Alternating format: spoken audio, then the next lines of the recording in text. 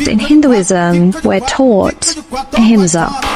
A Hindu eating a chicken is actually not in line with the teachings of the Bhagavad Gita. If you're still calling yourself a Hindu and having chicken, you are actually going against your religious teaching.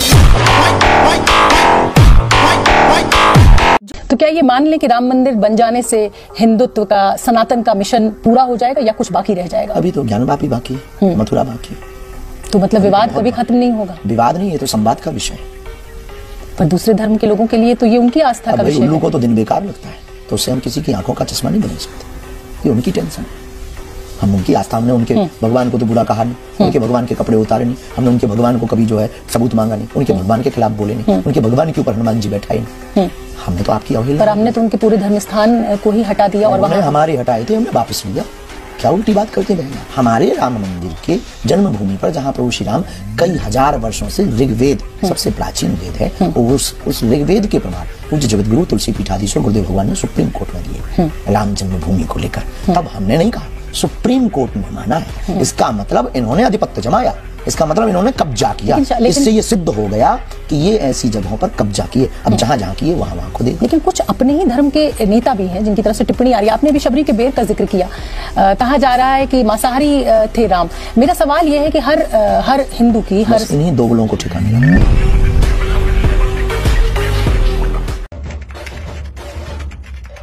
23 दिसंबर 1949 को भगवान राम की मूर्तियां मस्जिद में पाई गईं। 6 दिसंबर 1992 लाठी गोली खाएंगे, मंदिर वहीं बनाएंगे, चिन्ह से हम खत्म करेंगे। हम गवर्नमेंट सर्वेंट के अध्यापक हैं, लेकिन आप छोड़ देंगे कलम और पकड़ेंगे रिवॉल्वर। 9 नवंबर 2019 को सुप्रीम कोर्ट ने फैसला सुनाया। इसके तहत अयोध्या की 2.77 एकड़ की पूरी विवादित जमीन राम मंदिर निर्माण के लिए दे दी।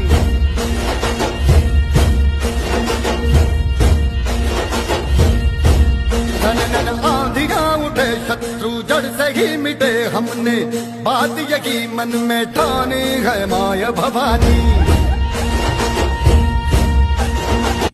3 पीढ़ियों का प्रतिनिधित्व करने का मुझे अवसर मिल रहा है। 3 पीढ़ी कैसे? मेरे पूज्य दादा गुरु जो थे महंत दिग्विजय नाथ जी, 1949 में उस अभियान के हिस्से थे जब रामलला का प्रकटीकरण हुआ था। और उस समय की कांग्रेस की सरकार जबरदस्ती रामलला को राम जन्मभूमि से हटाना चाहती थी।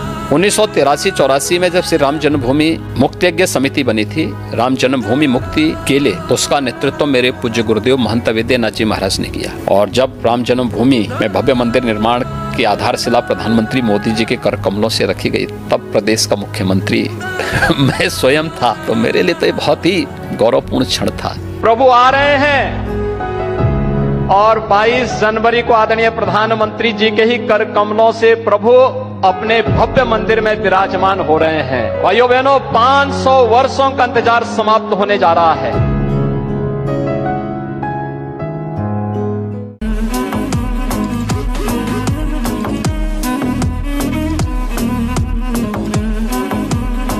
For all this person, for me, all this comes first. Our independence comes first. Our sovereignty comes first.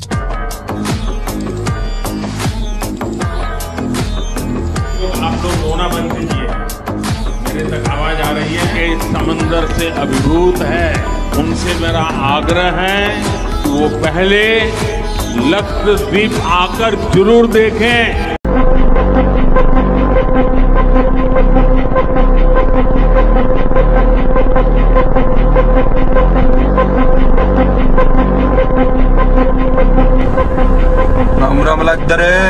ये क्या था? गाड़ी रोकागा।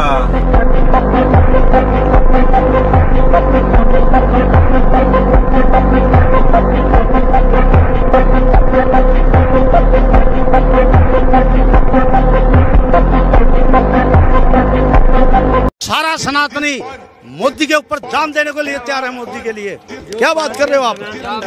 अरे यही तो सबसे बड़ा आरोप है कि पाकिस्तान में भी मोदी को मांग रहे हैं। मोदी को कह रहे हैं या अल्लाह, या हमें भी मोदी दे दे, हमें नहीं मोदी जैसा दे दे शासक, वहाँ मांग रहे हैं। सारे विश्व में सारे विषय में मोदी मोदी हो रही है।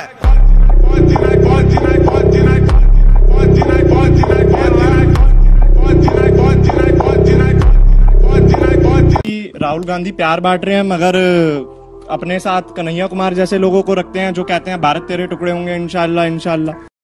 यही नहीं, अभी और सुनिए। और दूसरा मेरा ये है कि राहुल गांधी प्यार बांट रहे हैं, तो मनमोहन सिंह ने कश्मीर हिंदुओं के नरसंहार के आतंकवादी यासीन मलिक को अपने ऑफिस में मनमोहन सिंह ने सम्मानित करा था। काय का प्यार बांट रहे हैं।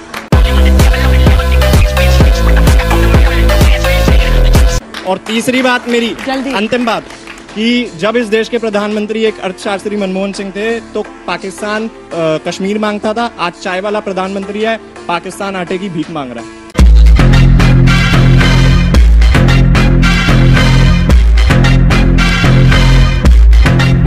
प्रभु आ रहे हैं और 22 जनवरी को आदरणीय प्रधानमंत्री जी के ही कर कमलों से प्रभु अपने भव्य मंदिर में विराजमान हो रहे हैं।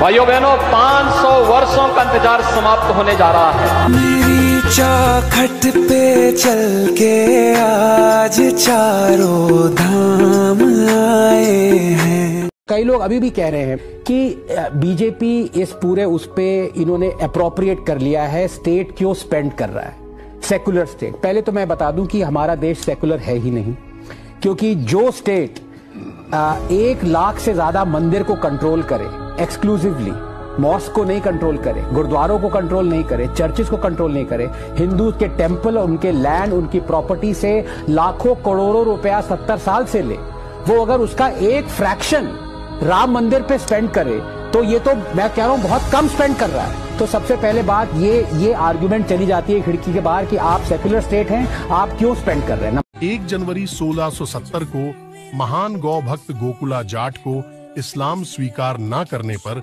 उनके अंग अंग काट दिए गए। ऐसे वीर योद्धाओं के बलिदान को कभी भुलाया नहीं जा सकता दोस्तों।